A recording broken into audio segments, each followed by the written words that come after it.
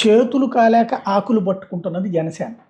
వాస్తవంగా గాజు glass symbol common symbol అన్నప్పుడు, అంటే అందరికీ వర్తిస్తుంది అది అన్నప్పుడు, వాళ్ళ లాయర్లు ఏం చెప్పాలి, ఇది కామన్ సింబల్ అంటే అందరికీ వర్తిస్తుంది అన్నప్పుడు దాని మీద వాళ్ళు కోర్టులో వేశారు. కోర్టు ఏం ఆదేశించింది, జనసేన వరకు ఆ గాజు గ్లాసు గుర్తుని ఓకే చేయమంది, అందరికీ ఇవ్వమంది.